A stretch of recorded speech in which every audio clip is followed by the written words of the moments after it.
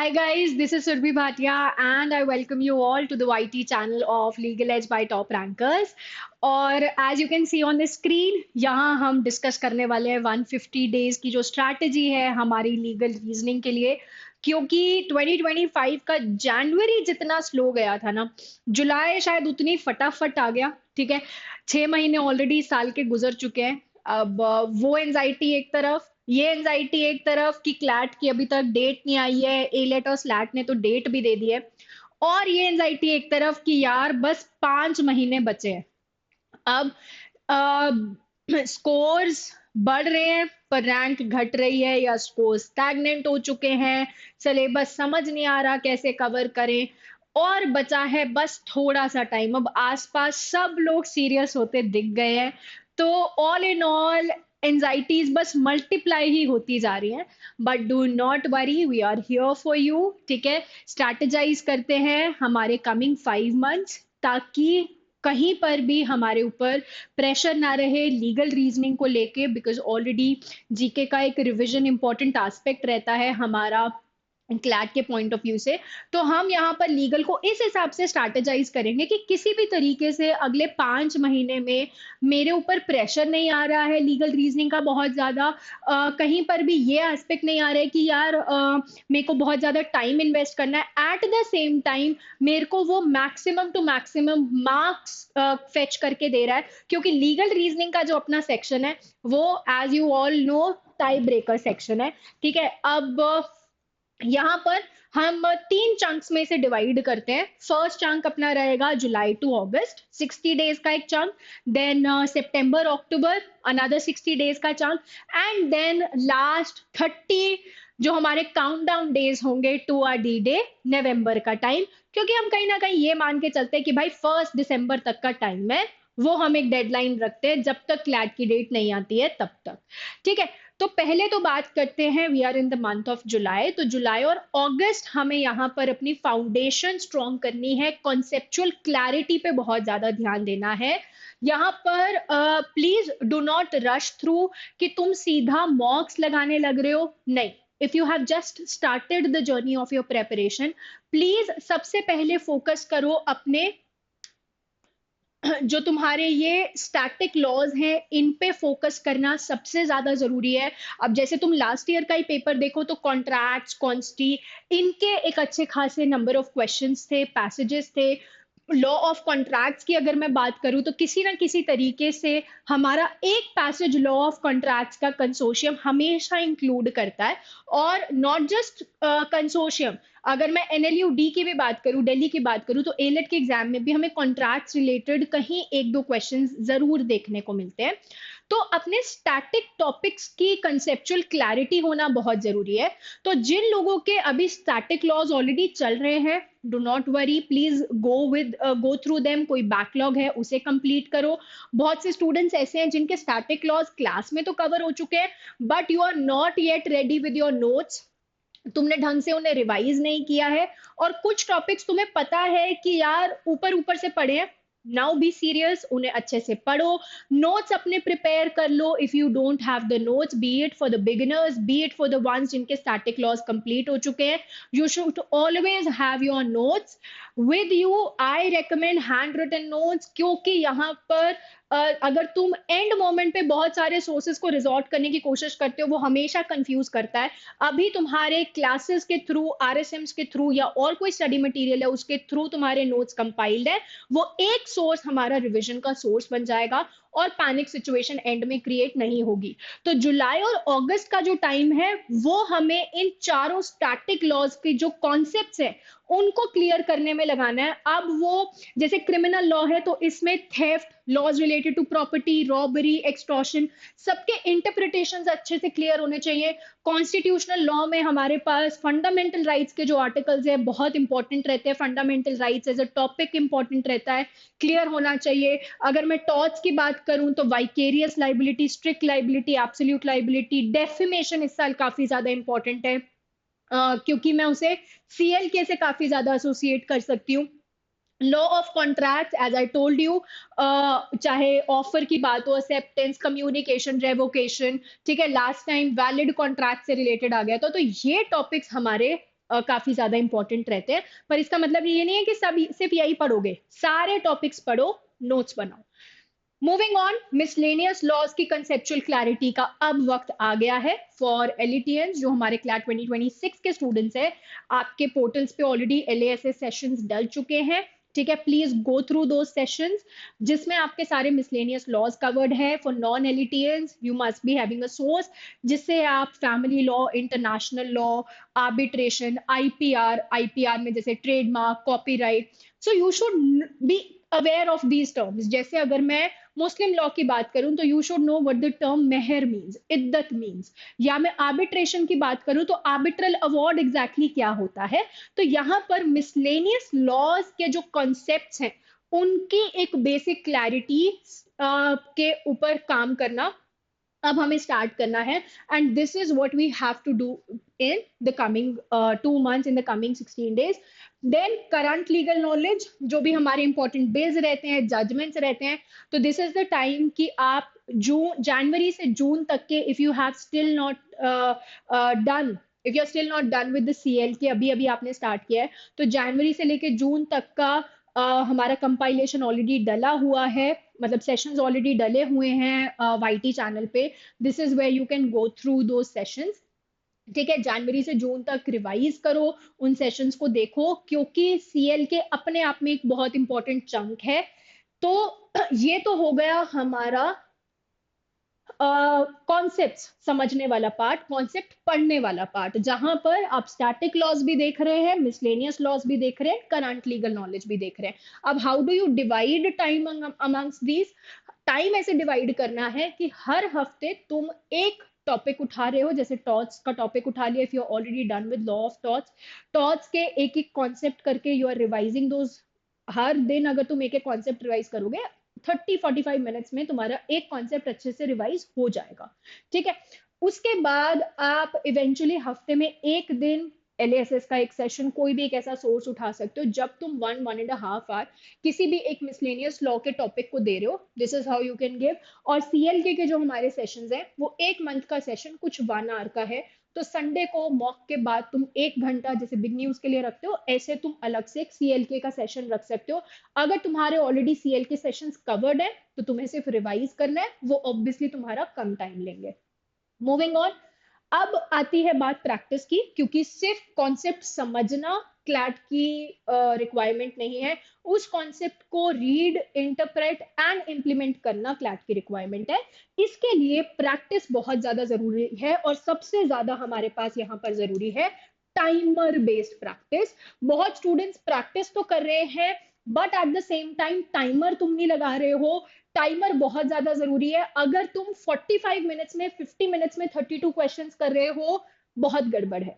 हमें 35 to 37 minutes मिल रहे हैं क्लैट के, सॉरी लीगल के 32 क्वेश्चंस के लिए, इसलिए हमें उस टाइमर की आदत होनी चाहिए। तो अपने टाइम पे प्लीज प्रॉपरली फोकस करो whenever you are practicing. भले ऑल्टरनेट डेज प्रैक्टिस करो, but practice with a timer, that is very important. Now you can try almost 100 questions a week. मतलब इसका मतलब है कि तुम हफ्ते में ऑल्टरनेट डेज पे एक दिन एक छोड़ के अगर 6 पैसेजेस लगा रहे हो, आई वुड रेकमेंड कि तुम इकट्ठे 6 पैसेजेस लगाओ, जहां पे तुम्हें आदत है इतना सिटिंग कैपेसिटी की, जहां पर तुम अपना टाइम एनालाइज कर पा रहे हो, मैं कितनी देर में 6 पैसेजेस कर पा रही हूँ, मैं कितनी देर में 32 क्वेश्चंस कर पा रही हूँ, because that is what my CLAT requires, ठीक है।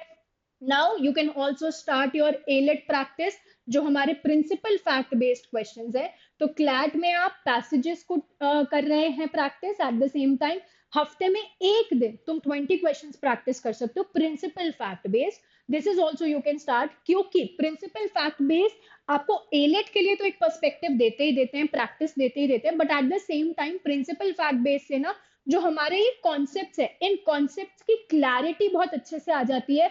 जो बच्चा परेशान होता है पैसेज से प्रिंसिपल निकाल के इंटरप्रेट करके और क्वेश्चन में लगाने में, उसके लिए प्रिंसिपल फैक्ट बेस्ड क्वेश्चंस एक बहुत अच्छा मीडियम प्रोवाइड करता है, क्योंकि आपको वहां पर डायरेक्टली इंप्लीमेंट करना।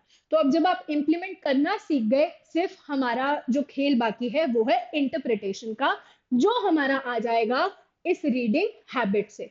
दिस इज समथिंग जो मैं अपनी क्लासेस में बहुत ज्यादा सजेस्ट करती हूँ, शायद अपने वाईटी सेशंस में भी मैंने अक्सर सजेस्ट किया that reading is one thing जो पूरे क्लैट की डिमांड है, चाहे वो इंग्लिश का सेक्शन हो, लॉजिकल या लीगल का सेक्शन। तो please develop the reading habit, क्योंकि मैक्सिमम स्टूडेंट्स को रीडिंग की हैबिट नहीं होती है। If you have still not started reading, specially legal का genre, it's not too late, do start it. जुलाई अगस्त में तुम्हें बस ये हैबिट को डेवलप करना है। हैबिट डेवलप करने के लिए सिर्फ एक आर्टिकल भी अगर पढ़ोगे 10 to 15 मिनट्स, बहुत से सोर्सेज हैं, बार एंड बेंच है, लाइव लॉ है, द वायर है। तो these are certain sources, the Guardian है, जो आपको सीएलके से भी कनेक्टेड रखेंगे, एट द सेम टाइम रीडिंग हैबिट भी डेवलप होगी। बिकॉज मॉक करते हुए अक्सर हम बोर हो जाते हैं या फिर बैठ नहीं पाते हैं, कॉन्सेंट्रेशन नहीं बनता है, थर्ड फोर्थ पैसेज के बाद एक आलस आने लग जाता है। तो यहाँ पर जो ये रीडिंग हैबिट है, दिस इज समथिंग वो आपका कॉन्सेंट्रेशन डेवलप करने में बहुत ज्यादा हेल्प कर सकती है। ठीक है, तो ये जो 2 महीने हैं, जुलाई एंड अगस्त, हमें इस हैबिट को डेवलप करना है। If you have not started, मेरे को पढ़ने बैठना है लीगल के आर्टिकल्स। ठीक है, उन आर्टिकल्स को बस ऐसे पढ़ के टाइम पास के लिए और साइड नहीं करना है, उसमें से लीगल टर्म्स को इवैल्यूएट करो। कुछ टर्म्स जो तुम्हें रेपिटेडली दिख रही हैं उन्हें नोट डाउन करो, लीगल वो कैब जो मिल रही है उन्हें देखो, because these are the terms जो तुम्हें किसी ना किसी तरीके से कई बार पेपर में भी देखने को मिलती है, and we get stuck around them passage में। ठीक है, now last step and most important thing, जो जिन स्टूडेंट्स ने अभी स्टार्ट की है प्रेपरेशन, बच्चा अक्सर ये सोचता है कि एक बार मैं सारे स्टैटिक टॉपिक्स कंप्लीट कर लूं क्लास में, फिर मॉक लगाना स्टार्ट करूंगा। ऐसा बिल्कुल भी नहीं करना है। मॉक अभी से लगाना स्टार्ट कीजिए, बिकॉज 2-3 मॉक्स आपको बस ये समझने में लगता है कि what is the demand of the mock and how you are, मतलब एक्चुअली तुम एग्जैक्टली कहाँ पर एग्जिस्ट करते हो, क्या यहाँ पर हमारा एक बेंचमार्क है, हम कहाँ उस रेस में स्टैंड करते हैं। तब हमें समझ आता है कि हमें अपनी प्रेपरेशन को क्या डायरेक्शन देनी है, किस रूट में जाना है। तो मॉक्स प्लीज लगाना स्टार्ट कीजिए, मॉक्स को स्किप मत कीजिए, मॉक से डरना बंद करो। Mocks are very important part of your preparation, बहुत ज्यादा इंपॉर्टेंट रिफ्लेक्शन है ऑफ योर प्रेपरेशन। ठीक है, तो मॉक्स दो सबसे पहले तो, और दूसरी बात उन्हें एनालाइज करो। संडे को मॉक देके बस उसे साइड पे मत रख दो, एनालाइज करो। और एनालाइज करने का मतलब ये बिल्कुल नहीं है कि बस स्कोर कैलकुलेट कर दिया और हो गया, नहीं। सारे पैसेजेस को फिर से देखो, लीगल रीजनिंग के 6 पैसेजेस हैं मान लो, सारे पैसेजेस को फिर से देखो कि हाँ यार, दिस वाज द पैसेज जो मेरे को समझ तो आ रहा था पर ढंग से समझ नहीं आ रहा था, री रीड इट। कई बार ऐसा होता है पैसेज तो तुम्हें टूटा फूटा समझ आ गया, बट तुम्हें ये रियलाइज हो गया मेरा ये कॉन्सेप्ट वीक है, री रीड दैट कॉन्सेप्ट। तो यहाँ पे अगर तुम मॉक को ढंग से एनालाइज कर रहे हो ना, तो तुम्हें कहीं ना कहीं एक रिफ्लेक्शन मिल रहा है अराउंड कि किस हिसाब से मेरे को प्रेपरेशन करनी है, कौन सी मेरी स्ट्रेंथ्स है, कौन सी मेरी वीकनेस है। This really needs to be analyzed. So analyzing the mock means that you are rereading the passages, you are evaluating her question की रीजनिंग, चाहे वो सही है या गलत, क्योंकि मैक्सिमम बच्चे अटकते हैं कि मैम यस नो का आंसर तो निकल जाता है, रीजनिंग गड़बड़ आ जाती है।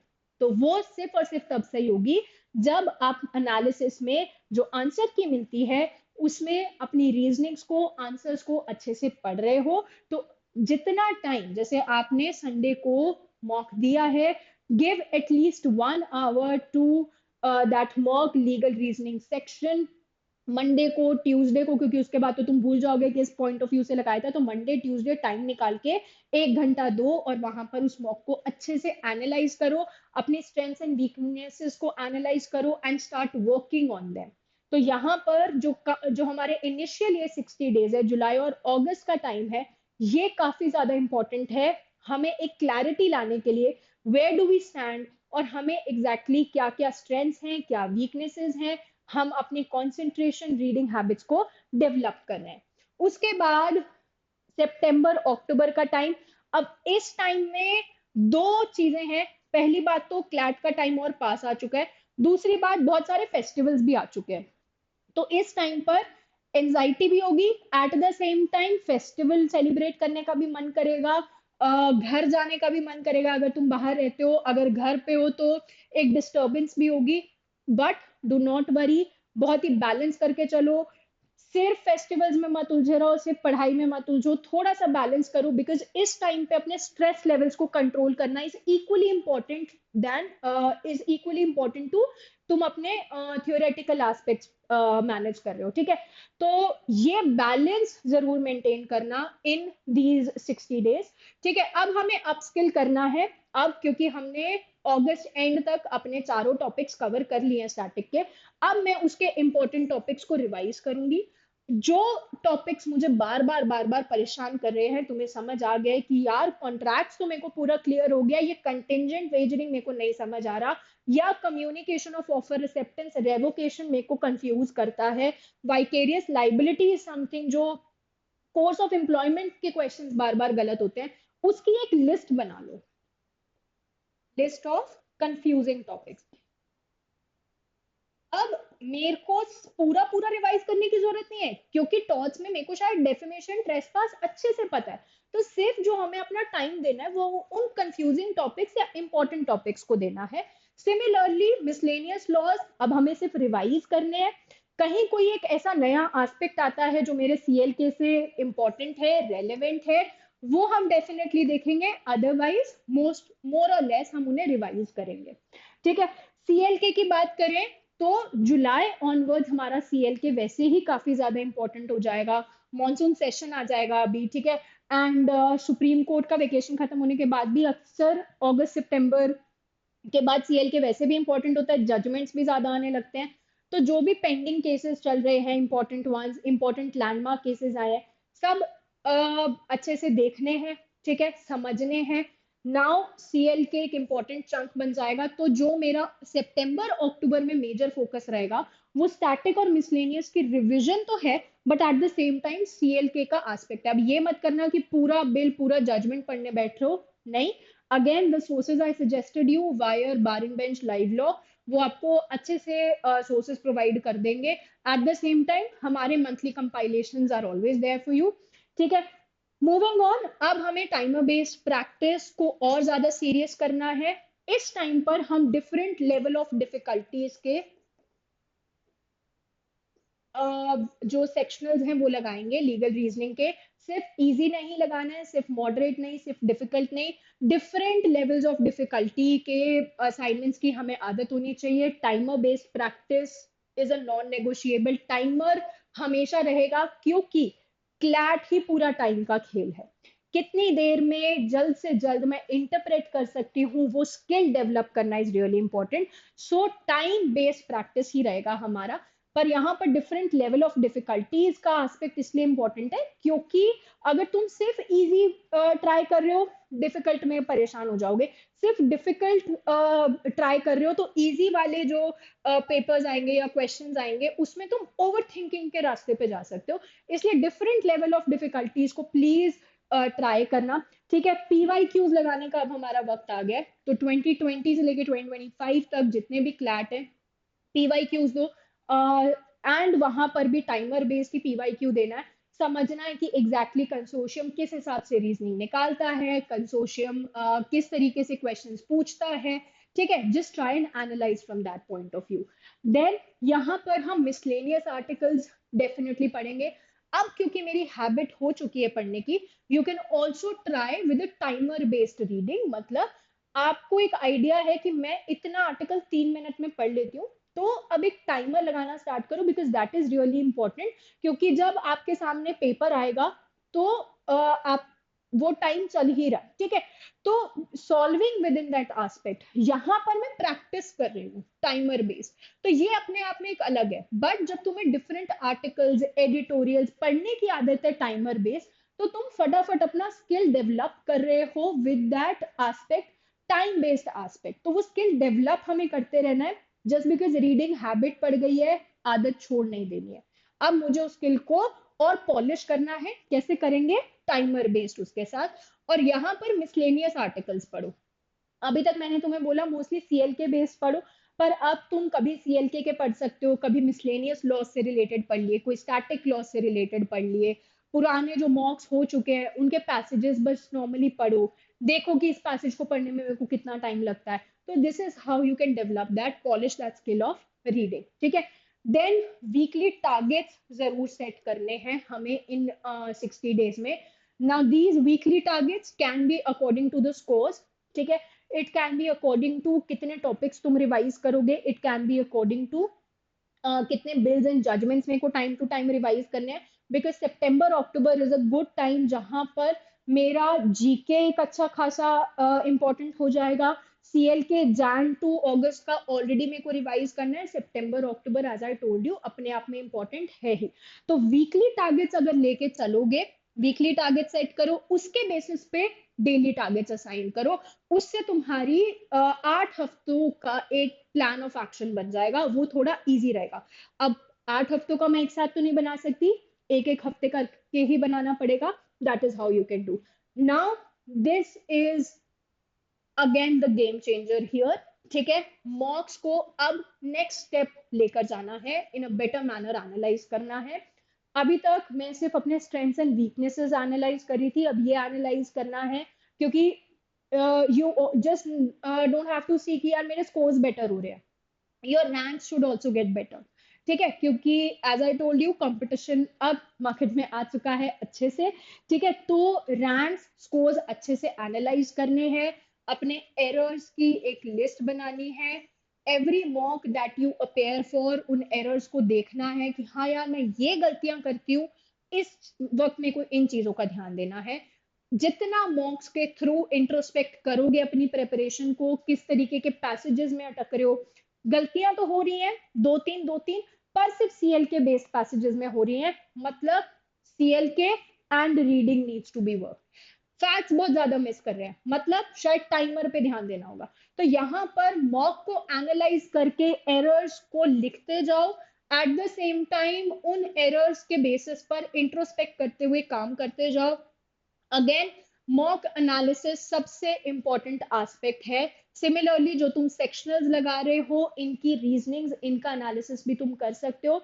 If you ever follow up कि यार प्रैक्टिस कर रहे हैं, सब कुछ कर रहे हैं, पर मॉक में स्कोर्स नहीं बढ़ रहे, देन डू एनालाइज कि तुम्हारे प्रैक्टिस में भी उतने एरर्स हैं क्या, जिससे तुम्हें एक कंपैरेटिव एनालिसिस मिल जाएगा। एट द सेम टाइम चीजें सॉर्ट होती जाएंगी। Now the final 30 countdown days, ठीक है, टू डी डे। अब यहाँ पर अगेन कंफ्यूजिंग टॉपिक्स को रिवाइज करना है, ठीक है, क्योंकि अब हमारे पास एक प्रेशर आ चुका है। जीके एक अच्छा खासा रिवीजन का एस्पेक्ट है। नवंबर मिड तक ही हमारे मोस्टली सीएल के इंपॉर्टेंट होते हैं, उसके बाद नहीं होते। तो अब तक तुमने इतनी प्रैक्टिस कर ली होगी कि तुम्हें स्टैटिक टॉपिक्स के जो मेजर चंक है वो हो चुका होगा। कुछ तुम्हारे 8-10 टॉपिक्स ऐसे होंगे जो बार बार परेशान कर रहे हैं, बी इट फॉर स्टैटिक और मिसलेनियस लॉज, बस उनको रिवाइज करो। एंड में एक हफ्ता ऐसा जरूर रखना जब तुम हर दिन एक एक टॉपिक को कर रहे हो, स्पेशली और स्टैटिक लॉस, ठीक है। टॉर्च, क्राइम्स, कॉन्स्टी, कॉन्ट्रैक्ट, सबको एक एक दिन रख के this is how you can follow up. At the same time जो अपना मिसलेनियस लॉज है उसमें इंटरनेशनल लॉ एक इंपॉर्टेंट चंक रहता है, आईपीआर इंपॉर्टेंट चंक रहता है, तो इन टॉपिक्स को तुम ज्यादा प्रायोरिटी दे सकते हो रिविजन में, ठीक है। सेक्शनल टेस्ट यहाँ पे लगाने हैं, ट्राई करना मोस्टली सीएल के मिसलेनियस लॉज, क्योंकि स्टैटिक से अब तक हम अच्छा खासा कंफर्टेबल हो चुके हैं पिछले 4 महीने में। अब सीएल के और मिसलेनियस लॉज को ज्यादा प्रायोरिटाइज करना, पर इसका मतलब ये नहीं है कि स्टैटिक के बिल्कुल नहीं लगा रहे हो, जैसे last year majorly static cover था। Then 2 full-time mocks per week, this is also important, क्योंकि अब टाइम आ चुका है that you need to polish your preparation. तो पूरे पूरे मॉक्स लगाओ, जिससे सिर्फ एक सेक्शन का तो तुमने टाइम मैनेज कर लिया, पर ओवरऑल टाइम मैनेजमेंट आना बहुत जरूरी है। अगर मैंने लीगल में 40 मिनट्स ले लिए, तो मेरे को 5 मिनट्स कौन से सेक्शन से बोरो करने हैं, या मेरे लीगल में 5 मिनट्स बच गए, वेयर कैन आई इन्वेस्ट, ये स्किल डेवलप करना भी बहुत जरूरी है, जो ये फुल टाइम हमारे मॉक्स कहीं ना कहीं हमें हेल्प करेंगे। रीड लीगल आर्टिकल्स, अब हर रोज पढ़ने की जरूरत नहीं है। We are already done with developing the practice, timer based हमने रीडिंग की है, तो अब हम टाइम में भी पढ़ पा रहे हैं। इसलिए ये नहीं करना है कि बिल्कुल रीडिंग छोड़ दो, नहीं, जैसे ही छोड़ोगे तो तुम्हारी स्पीड ग्रेजुअली डिप कर जाएगी, एंड 30-30 सेकेंड्स भी डिप कर रही है तो वो एक लंबा डिफरेंस दे देगी, बड़ा डिफरेंस दे देगी। इसलिए हफ्ते में 2-3 दिन ही पर आर्टिकल जरूर पढ़ना। Again, these articles can be CLK based, miscellaneous, static law, mix पढ़ना, ठीक है।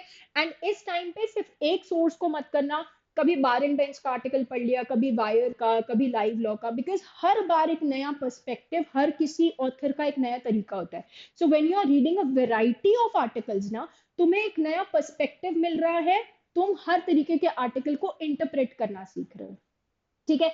मैक्सिमम टाइम टॉपिक्स को एनालाइज करना है, मॉक्स को एनालाइज करना है।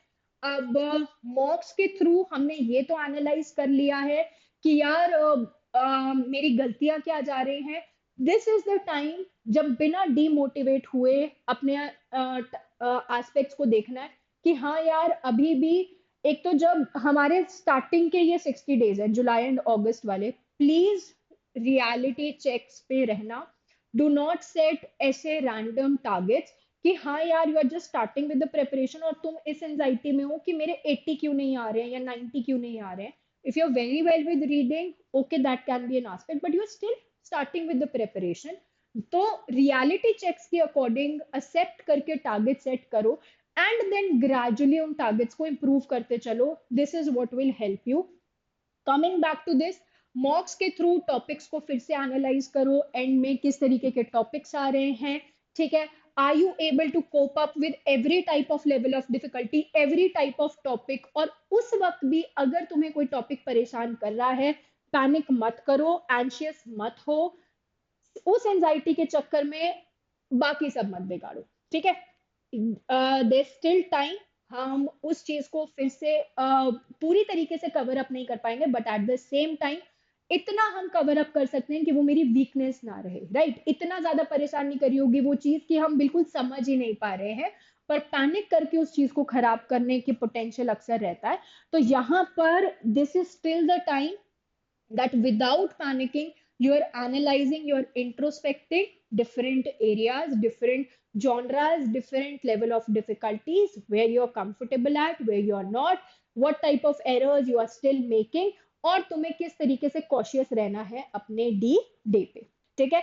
सो 60, 60 एंड 30 डेज का स्ट्रैटेजी हमें रखना है। And as I told you, we need a stress management all through this time. बिल्कुल पैनिक करे बिना, रिग्रेट करे बिना, if you still have not started with your preparation, do start it. I know it feels like it's very late, but it's not too late. Even if you start today, एक discipline के साथ, hard work के साथ and simultaneously smart work के साथ तुम अब भी स्टार्ट कर रहे हो, देन ऑल्सो हम आराम से चीजें क्रैक कर सकते हैं, बिना डरे। Please start. And also you can be part of the Ellie family as well.